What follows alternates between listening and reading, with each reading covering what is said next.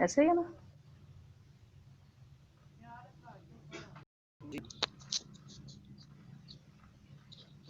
थोड़ा सा मेरी बात क्लियर आती है आप लोगों को लेक्चर के दौरान? मैम बिल्कुल क्लियर आ रही है।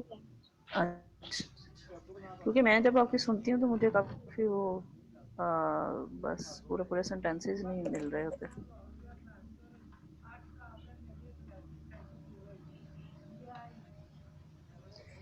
ठीक है, तो बना कंट्रैक्शन थ्योरम जो है उसको हम थोड़ा सा स्टार्ट से ही ले लेते हैं कि consider a matrix space x and t be contraction on x then t precisely one fixed point. ठीक है, तो उसके लिए क्या किया था, एक प्रूफ करने के लिए एक एलिमेंट लिया, आर्बिट्ररी एलिमेंट ऑफ x। फिर हमने कहा कि t ऑफ x नॉट और t ऑफ x नॉट भी x का ही एलिमेंट है क्योंकि t सेल्फ मैप है, लिहाजा there exist an element x1 suppose. और इस तरह से एक सीक्वेंस जनरेट की कि x n is equal to t x n minus one. इसके बाद हमने ये कॉन्ट्रैक्शन की कंडीशन जो है इसको यूज़ करते हुए प्रूफ किया कि ये जो सीक्वेंस है ये कॉशी सीक्वेंस है। और अगर ये कॉशी सीक्वेंस है तो और किस में है, एक्स में, एक्स कंप्लीट है तो जाहिर सी बात है फिर ये एक्स एन जो है ये एक्स के अंदर ही किसी पॉइंट को कन्वर्ज करेगी। And suppose that there exist, कहाँ तक किया था कोई, कहाँ तक थ्योरम किया था हमने क्लास में? मैम नेक्स्ट पेज से स्टार्ट करते हैं। नेक्स्ट पेज, ठीक। यानी there exist some x in x such that xn approaches to x। ठीक है, यानी ये एक सीक्वेंस है जो हमने xn is equal to xn minus one ली है और इसको प्रूफ किया ये कॉशी सीक्वेंस है, ये x के किसी पॉइंट x को कन्वर्ज कर रही है as n approaches to infinity. Now by continuity of t of xn approaches to t of x। ठीक है, क्योंकि t कॉन्ट्रैक्शन है ना गिवन है, तो कॉन्ट्रैक्शन की वजह से ये कंटिन्यूस है। लिहाजा अगर एक्स एन एक्स को अप्रोच कर रहा है तो टी ऑफ एक्स एन किसको अप्रोच करेगा, टी ऑफ एक्स को। अब टी एक्स एन जो है वो किसके इक्वल है, एक्स एन प्लस वन के। ठीक है, सो इट मीन कि x n plus one approaches to t x और एक्स एन प्लस वन किसको अप्रोच कर रही है, एक्स को। क्यों, क्योंकि एक्स एन किसको अप्रोच कर रहा है, एक्स को। तो एक्स एन प्लस वन जो है वो इसी सीक्वेंस का जो है वेरी नेक्स्ट टर्म है एक्स एन से। ठीक है, एक्स एन प्लस वन। तो इट मीन अगर एक्स एन और एक्स का डिफरेंस जो है डिस्टेंस, सॉरी डिफरेंस डिस्टेंस जो है वो अगर बहुत कम है, अप्रोचेस का मतलब ये कि इन दोनों का डिस्टेंस बहुत कम है, तो इसका मतलब ये इसकी जो next term x n plus one होगी इनका भी डिस्टेंस बहुत कम है, लिहाजा this x n plus 1 approaches to 0 implies that x approaches to t of x. ठीक है, so x अगर t of x को अप्रोच कर रहा है तो it mean x is equal to limiting value, यानी इन दोनों का डिस्टेंस जो है वो तकरीबन जीरो है। इसका मतलब ये है x का और t of x का, दोनों का डिस्टेंस अगर जीरो को अप्रोच कर रहा है तो it mean t of x is equal to x हो गया। क्योंकि मैट्रिक में हम जानते हैं कि अगर दो एलिमेंट, देखिए x भी x का एलिमेंट है, t of x भी x का एलिमेंट है, यानी दो एलिमेंट हैं मैट्रिक स्पेस के और इनका डिस्टेंस बहुत कम है। डिस्टेंस बहुत कम होने का मतलब क्या है कि डिस्टेंस जीरो को अप्रोच कर मीन एलिमेंट इक्वल है। ठीक है, जो इसकी फर्स्ट होती है एग्जाम उसके अकॉर्डिंग। अब ये है कि इस थ्योरम, इस वाले पार्ट का ना एक और प्रूफ है, वो मैं आपको पिक्चर सेंड करती हूँ, बल्कि बाकी क्लासेस को भी सेंड करनी है। ये कि आप उसको उस तरह से भी कर सकते हैं, मैट्रिक्स स्पेस की जो ट्रायंगुलर इनइक्वालिटी है ना उसको यूज करते हुए भी ये फिक्स पॉइंट फाइंड आउट हो जाता है कि x is equal to t of x। तो वो भी देख लेते हैं। अच्छा जी, यह यहाँ पर है यूनिकनेस। यूनिकनेस के लिए क्या किया, consider two points x1 x2 of two fix points, be two fix points of किसके फिक्स पॉइंट्स होते हैं, मैप के, यानी t के दो फिक्स पॉइंट है। अगर x1 भी t का फिक्स पॉइंट, x2 भी, तो क्या होगा, x1 is equal to t of x1 and इसी तरह से x2 is equal to t of x2। Now we want to find the distance between x1 and x2 dx1। अच्छा, करना क्या है, यूनिकनेस प्रूफ करनी है, तो किया क्या, उलट सपोज कर लिया कि दो फिक्स पॉइंट हैं।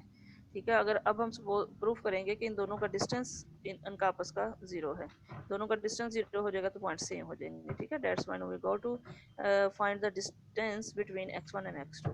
So dx1 x2 is equal to d t of x1 t of x2 हो गया। ठीक है, क्योंकि ऐसा ही है, क्या ख्याल है? जी मैम, ऐसा ही है ना, ना, x किसके इक्वल है, t of x1 x2 t of x2 के। अब ये t कॉन्ट्रैक्शन है, इस पर कॉन्ट्रैक्शन कंडीशन अप्लाई करने से लेस देन इक्वल टू क्या आ गया, d alpha d x1 x2। अब यहाँ पर अल्फा है, यहाँ पर देखें ना दोनों के साथ d x1 x2 ही है, इट मीन यहाँ 1 है, यहाँ इसके साथ अल्फा मल्टीप्लाई हो रहा है, तो 1 minus alpha d x1 x2 less than equal to 0 हो जाएगा। अब देखें ये दोनों रियल नंबर हैं और दोनों पॉजिटिव रियल नंबर हैं, ठीक है, ये लेस देन 0 नहीं हो सकते। देखें अल्फा जो है वो 1 से लेस रहता है, लिहाजा 1 माइनस अल्फा जो है वो हमेशा पॉजिटिव नंबर होगा। और डी के बारे में आप आज ऑलरेडी जानते हैं कि दो पॉइंट्स के दरमियान डिस्टेंस जो हमेशा ग्रेटर देन 0 होता है। सो अगर इसका मतलब लेस देन इक्वल टू 0 अगर है तो एक ही चांस है कि इन दोनों की प्रोडक्ट इक्वल टू 0 होगी, ठीक है। अगर इन दोनों की प्रोडक्ट इक्वल टू 0 है, since x1 minus alpha is not equal to 0, this implies that d x1 x2 is equal to 0। यहाँ इक्वल टू आएगा, is equal to 0, ठीक है। और क्यों ये 0 नहीं है, क्यों ये उसी वक्त 0 हो सकता है अगर अल्फा 1 हो, ठीक है, तो अल्फा 1 नहीं है, 1 से लेस है, लिहाजा 1 माइनस अल्फा 0 नहीं हो सकता, तो यही 0 होगा। इन दोनों का डिस्टेंस 0 हो गया तो इन दोनों पॉइंट सेम हो गए। क्लियर? अब दोनों पॉइंट सेम हो गए मीन के दो फिक्स पॉइंट जो आपने कंसिडर किए थे वो एक्चुअली दो सेपरेट नहीं है, वो सेम ही है। लिहाजा कॉन्ट्रैक्शन प्रिंसिपल या बना कॉन्ट्रैक्शन प्रिंसिपल हमें क्या बताता है कि if t is contraction on complete metric space then t has unique fix point. Any question? Ma'am ये वाला स्टेप कैसे किया 1 माइनस अल्फा वाला? कौन सा 1 माइनस अल्फा 1 माइनस अल्फा कैसे किया? ये देखें यहाँ मैम पे, इससे ऊपर और वाले स्टेप में भी एक क्वेश्चन है। ऊपर वाले से भी पूछ ले। जो हमने सपोज किया हुआ है कि जो t ऑफ x n है तो फिर वो जी इक्वल होता है x n प्लस 1 के, जी तो x n plus 1 is equal to 2 t x n। तो यहाँ पे जो हम d x1 और x2 ले रहे हैं तो x1 t ऑफ अच्छा x नहीं नहीं नॉट नहीं नहीं नहीं, आएगा? अच्छा ठीक है, यूनिकनेस की बात कर रहे हैं। जी मैम, नहीं ठीक, मैम, जो हमने t ऑफ x की उसको डिफाइन किया हुआ है, स्टार्ट में जो समझ आ डिफाइन गई, किया था वो समझ आ t। गई, मुझे समझ आ गई। आप देखें पता क्या है, यहाँ पर जो x1 x2 लिए हैं ये वो सीक्वेंस के पॉइंट्स नहीं ले रहे, समझ आ रही बात की? ये हमने दो कोई से दो पॉइंट लिए हैं, किसमें से, x में से, और कहा कि सपोज ये दो फिक्स पॉइंट है। आपको अगर कंफ्यूजन हो रही है तो आप x1 x2 ना लें, आप लें x एंड y, ठीक है। क्या लेंगे? Suppose x and y are two fix point of t, then x is equal to t of x and y is equal to t of y। समझ आ रही बात की? ये इसका सीक्वेंस के साथ कोई ताल्लुक नहीं है। जी मैम। समझ आ रही बात की? यानी यहाँ आपने प्रूफ कर दिया कि सीक्वेंस का जो कन्वर्जिंग पॉइंट था एक्चुअली वही फिक्स्ड पॉइंट था। यहाँ पर ये प्रूफ किया ना ऊपर, तो ये x क्या था, सीक्वेंस, उस कॉशी सीक्वेंस का कन्वर्जिंग पॉइंट था। और हमने फिर इसको प्रूफ कर दिया ये t का फिक्स्ड पॉइंट है। यहाँ पर आप सपोज कर लें, suppose x and y are two fix points of t, तो अगर आपको इसका लग रहा है कि ये शायद हम वो सीक्वेंस से ले रहे हैं, ऐसा नहीं है, इंडिपेंडेंट इसको प्रूफ कर रहे हैं। और फिर जी डी मैम एक्स वाई किसके इक्वल हो जाएगा, d t x t y, वो क्या हो जाएगा, less than equal to alpha d x and y. ठीक हो गया? अब यहाँ भी डी एक्स वाई है और यहाँ भी डी एक्स वाई है, ठीक हो गया। तो इसके साथ अल्फा मल्टीप्लाई हो रहा है, इस डी एक्स वाई के साथ क्या मल्टीप्लाई हो रहा है, 1। तो इट मीन दोनों, ये दोनों नंबर सेम नहीं है, तो इन दोनों को यहाँ कंबाइन कर लिया, लेफ्ट साइड, राइट साइड वाली टर्म लेफ्ट साइड पे लिख ली, तो ये आ जाएगा 1 माइनस अल्फा कॉमन आ जाएगा इसमें से। जी मैम ठीक है। यस मैम ठीक। जो पहले वाले स्टूडेंट पूछ रहे थे उनको क्लियर हुआ कि ये 1 माइनस यस अल्फा मैम कैसे है? जी यस मैम हो गया। हो गया क्लियर? तो बस ये उसी से है। और ये जो फिर क्या हुआ, ये लेस देन इक्वल टू 0 हुआ। और फिर मैंने यहाँ पर इसको एक्सप्लेन ये किया है, ये इक्वालिटी के ही चांसेस हैं, लेस देन के चांसेस खत्म हो जाते हैं क्योंकि ये दोनों पॉजिटिव नंबर्स हैं, तो पॉजिटिव नंबर्स की मल्टीप्लिकेशन है, ठीक है। तो वो इसका मतलब इक्वल टू 0 हो सकता है। फिर ये कि product of two real number is equal to 0 if and only one of them is 0। तो ये तो 0 नहीं है, इट मीन फिर ये 0 था, तो ये 0 है, 0 होने की वजह से x1 x2 के इक्वल आ गया, मतलब d दोनों के दरमियान 0 हो गया, तो इट मीन पॉइंट सेम थे, डिस्टेंस 0 था। सो ठीक है, ओके यहाँ पर मैम। भी आपने इक्वल ही लिखना है। Any other question? No? No ma'am. No ma'am. ठीक हो गया। नेक्स्ट क्वेश्चन है, let x is equal to r, question है x minus cos of x is equal to 0। आपने फिक्स पॉइंट मेथड से इसका फिक्स पॉइंट फाइंड आउट करना है, जो ऑलरेडी आप लोगों ने पढ़ा हुआ है फिक्स पॉइंट मेथड, ठीक है। जस्ट एक इक्वेशन है, 0 है, और वो जो मेथड आप अप्लाई करें आप इसका काम कीजिएगा। नेक्स्ट है हमारे पास फिक्स पॉइंट मेथड तो पढ़ा होगा ना आप लोगों ने, न्यूमेरिकल जी मैम। एनालिसिस।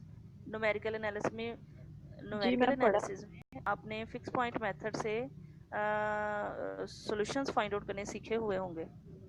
जी मैम। जी जी, बस उसी से ही आप इसको कर लीजिए। अच्छा जी, नेक्स्ट है कॉशी मैम सीक्वेंस। ये एक बार डेफिनेशन रिवाइज करवाते हैं, हमें भूल गया है। क्या चीज? सिंपल आइटरेशन वाली।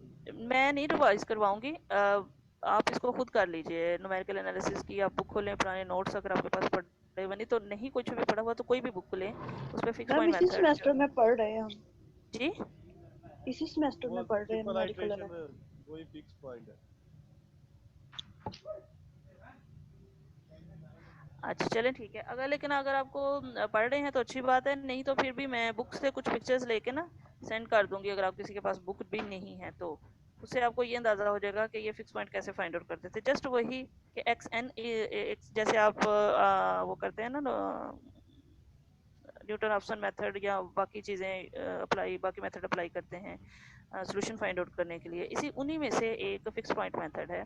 इसके ज़रिए से भी क्या है, सॉल्यूशन फाइंड आउट किया जाता है इक्वेशंस का, वो चाहे डिफरेंशियल इक्वेशन हो चाहे वो दूसरी। लेकिन आपने मेरा ख्याल सीखा होगा सिंपल इक्वेशंस के लिए, यानी कि without differential equation and integral equation, simple जो इक्वेशंस होती है उसका सॉल्यूशन अप्रॉक्सीमेट करना होता है। देखें कुछ डायरेक्ट मेथड है, डायरेक्ट से आप कर लेते हैं, जिनका डायरेक्ट नहीं होता तो फिर उनको अप्रॉक्सीमेट करते हैं उनके सॉल्यूशंस को। उसके लिए वही ट्रांसीडेंटल फंक्शन मेथड है, सीकेंट मेथड है, बाइसेक्शन मेथड है, न्यूटन ऑप्शन मेथड है, इसी तरह से फिर ये फिक्स पॉइंट मेथड है।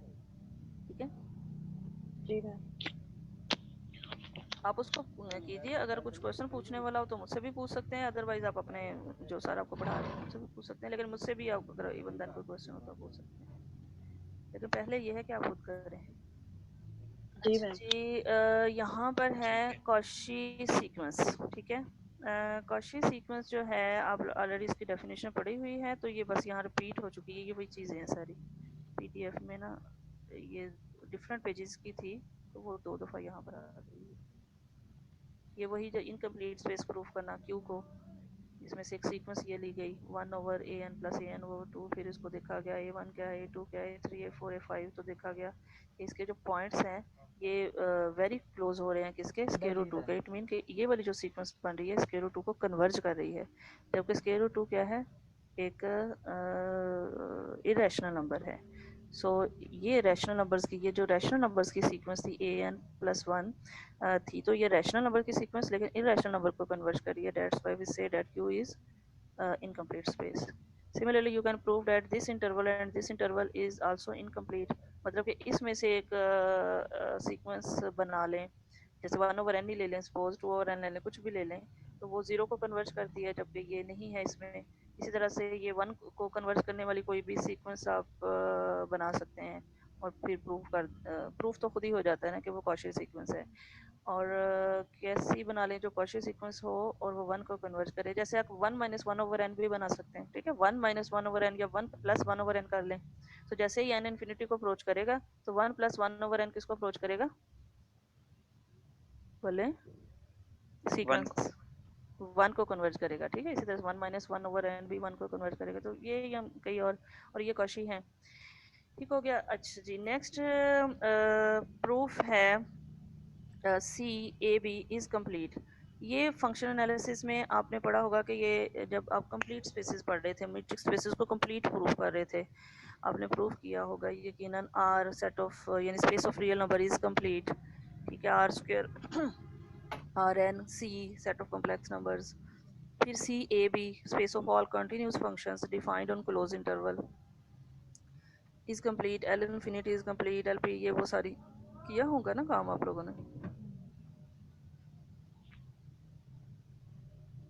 जी जी मैम किया है। ठीक है, ये CAB को भी प्रूफ किया था कि ये कंप्लीट है, बल्कि ये ठीक है, मैं थोड़ा सा यहाँ पे ना मेरा प्रूफ इधर सामने चूंकि पड़ा हुआ है तो मैं आप रिपीट करवा देती हूँ।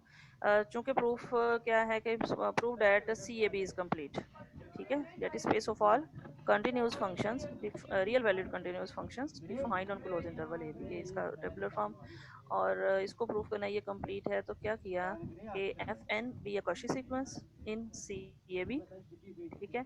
यही करते हैं ना जब किसी स्पेस को कंप्लीट प्रूफ करना, तो क्या करते हैं, एक सपोज करते हैं कॉची सीक्वेंस है इसमें, और प्रूव करते हैं ये कॉची सीक्वेंस जिस पॉइंट को भी कन्वर्ज कर रही है वो असल में इसी का ही पॉइंट है। तो हम क्या करेंगे, एक सीक्वेंस ले, कॉची सीक्वेंस लेंगे, और कॉची सीक्वेंस किस में से लेंगे, सी ए बी में से, चूंकि c a b continuous real valued functions की स्पेस है, लिहाजा ये जो सीक्वेंस होगी वो भी continuous real valued functions की ही space sequence होगी. Let fn be a Cauchy sequence in AB, CAB. This implies that by definition of a Cauchy sequence for epsilon greater than 0, there exists a natural number n naught belongs to n such that for all mn greater equal to n naught, distance between fm and fn is less than epsilon. ठीक है, यानी कि दो terms के दरमियान का distance जो है वो एप्सिलॉन से कम है सीक्वेंस की दो टर्म्स के दरमियान, ठीक है। तो वो कोई सी भी दो हो सकती हैं।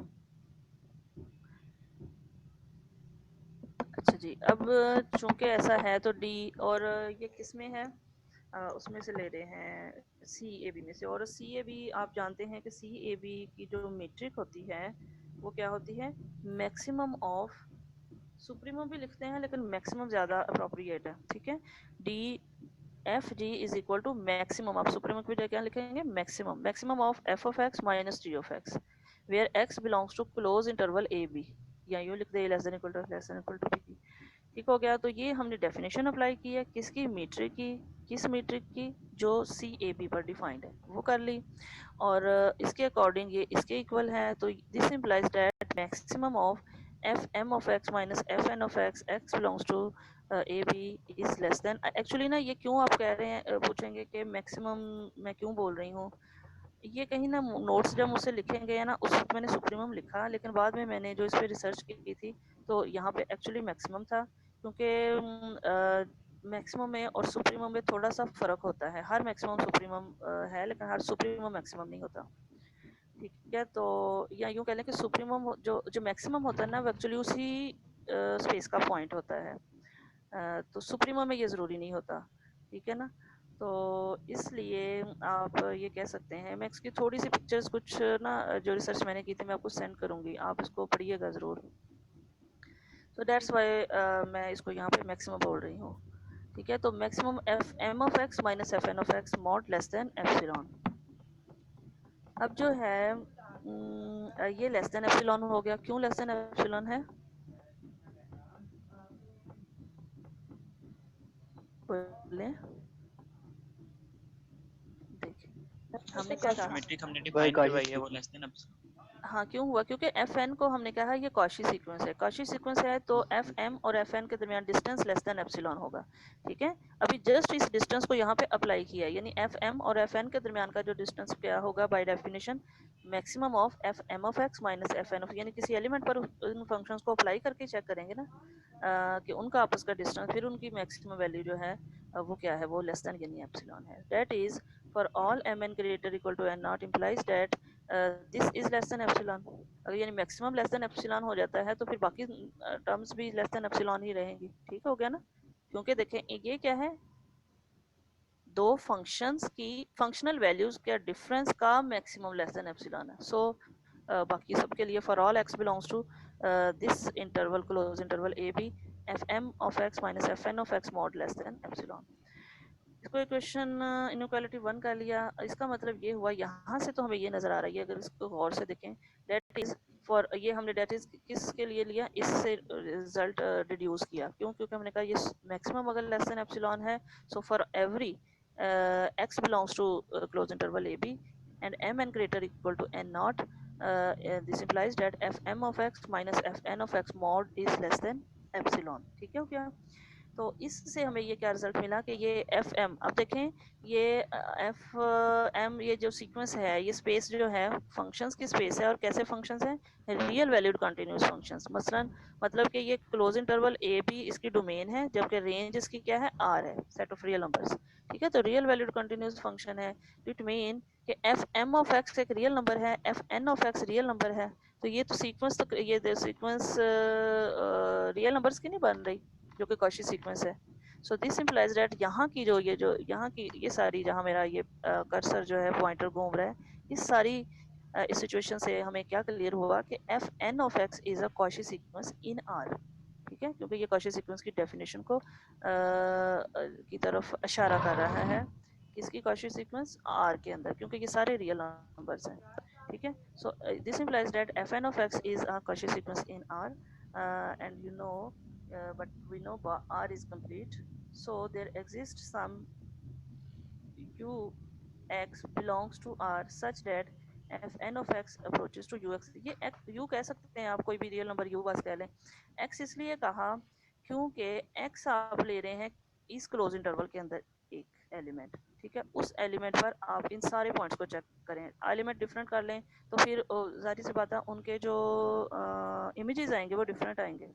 ठीक है, फिर और एलिमेंट चेंज कर लें इसके अंदर ही तो इमेजेस फिर डिफरेंट आने लग जाएंगे, तो हर एक का कनेक्शन उसके साथ है।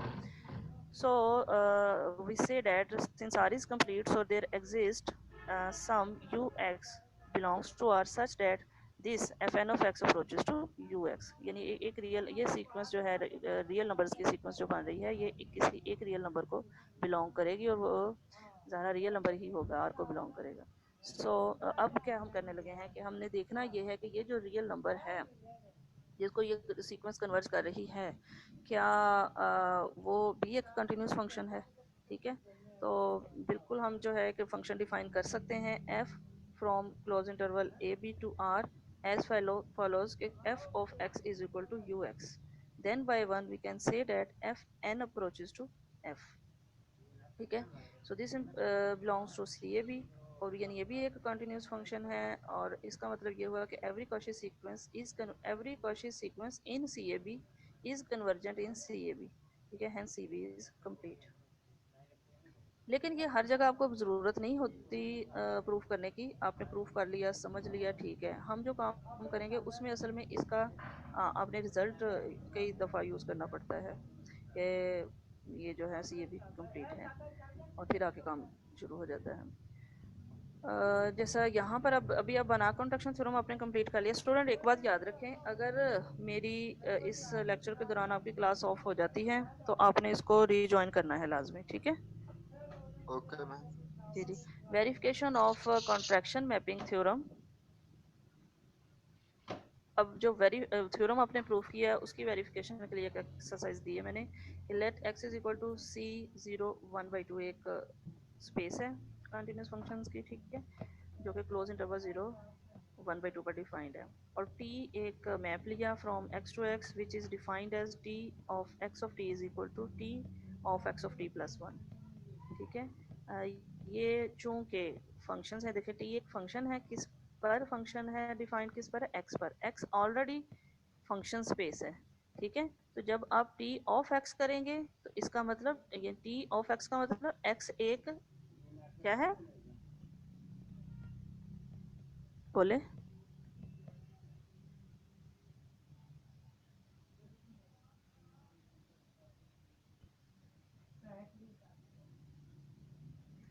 देखिए बेटा, x का एक एलिमेंट है, स्मॉल x कैपिटल x का एक एलिमेंट है। जब हम t of x find out करेंगे तो t ऑफ x एलिमेंट किस में मिलेगा आपको, x में ही मिलेगा, क्योंकि t फंक्शन जो है वो x टू x है।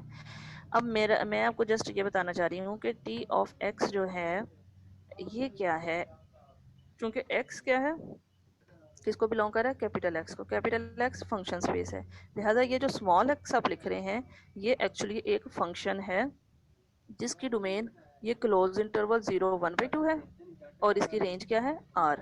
ठीक है, क्योंकि x किसको बिलोंग कर रहा है, x को, स्मॉल x कैपिटल x को बिलोंग कर रहा है, लिहाजा ये कंटिन्यूस फंक्शन है डिफाइंड ऑन दिस इंटरवल। ठीक है, तो इसका मतलब जब हम इसको इसकी जो है आगे इस पे कुछ काम करना चाहेंगे तो हम क्या देखेंगे कि इसकी डेफिनेशन क्या है।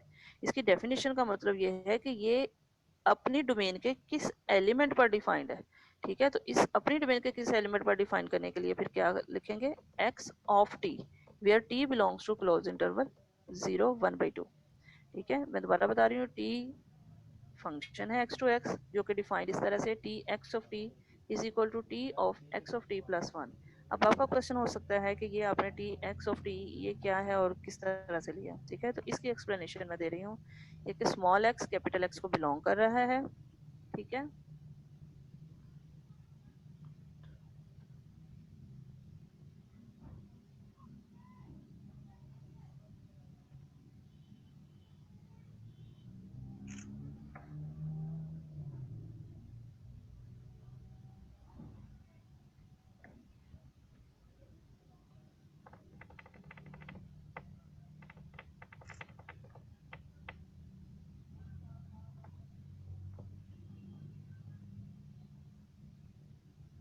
जी, तो क्या है कि स्मॉल एक्स जो है वो कैपिटल एक्स को बिलोंग कर रहा है, और स्मॉल एक्स क्या है फिर, एक continuous function, real valued continuous function है डिफाइंड ऑन दिस इंटरवल, ठीक है। तो जब ये फंक्शन है तो फंक्शन का बिहेवियर हम उसके इमेज से या उसकी डेफिनेशन से ही चेक करते हैं। तो इसलिए फिर एक्स ऑफ टी आएगा, यानी T of x of T, और वो क्या डिफाइंड है, T of x plus one. तो एक्स की बजाय भी क्या लिखेंगे, एक्स ऑफ टी, ठीक हो गया। तो ये इसकी डेफिनेशन है। हम क्या करना चाह रहे हैं, एक्चुअली हम ये करना चाह रहे हैं कि फंक्शन ये वाला जो है, वी वांट टू फाइंड, या क्वेश्चन ये हो सकता है, is there any fix point of t, okay, if yes then find it, okay. Now to find the, या to check is there any fixed point of t, we will want to show that is x is complete, or whether t is a contraction map, ठीक है। तो इन दोनों चीज़ों के लिए की तरफ हमारी तवज्जो जाएगी कि अगर हम बाना कॉन्ट्रैक्शन थ्योरम अप्लाई करना चाह रहे हैं, तो इट मीन कि x जो कि कंटिन्यूस फंक्शन की स्पेस है, ऑलरेडी हम जानते हैं कि ये क्या है, कंप्लीट मैट्रिक्स स्पेस है, ठीक है। अभी ऊपर आपने देख भी लिया। So this is complete matrix space. t को अगर हम प्रूव कर दें ये कॉन्ट्रैक्शन मैप है, देन श्योरिटी हो जाएगी कि t has a unique fix point, okay. और फिर बना फिक्स पॉइंट मेथड से उसको सॉल्व भी कर लेंगे, फाइंड आउट भी कर लेंगे। तो अब क्या है हमारा जो है मकसद क्या है, प्रूव करना टी को कॉन्ट्रैक्शन प्रूव करना।